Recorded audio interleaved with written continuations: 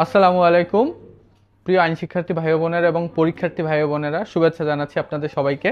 আপনারা ইতিমধ্যে একটি নোটিশ পেয়েছেন বার কাউন্সিল থেকে, যেখানে আপনাদেরকে রিভিউ সম্পর্কে বলা হয়েছে। অনেকেই মন খারাপ করেছিলেন, তারা হয়তোবা এবার নির্ধারিত নিয়ম মেনে রিভিউ করবেন এবং রিভিউর মাধ্যমে হয়তোবা অনেকের ফলাফল পরিবর্তন আসতে পারে বা কোনো ভুল ত্রুটি থাকলে সে বিষয়গুলো হয়তোবা রিভিউর মাধ্যমে সমাধান হবে।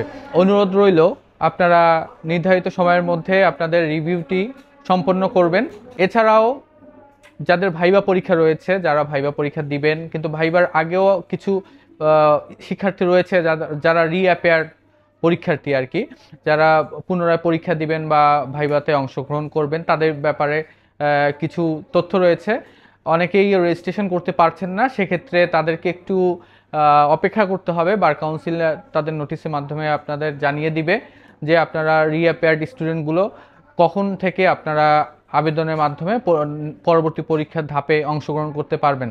তো এই নিয়ে বিচলিত হবেন না, আপনারা অনেকে বিচলিত, যারা রিঅ্যাপিয়ার্ড তারা আপনার ফর্ম ফিল আপ করতে পারছেন না।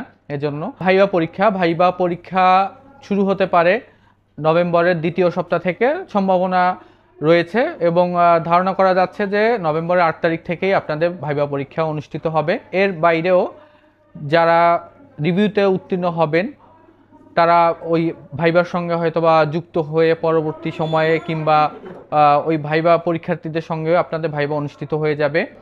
29 নভেম্বর বার কাউন্সিল নতুন এমসিকিউ পরীক্ষা নেওয়ার একটি তারিখ নির্ধারণ করেছিল।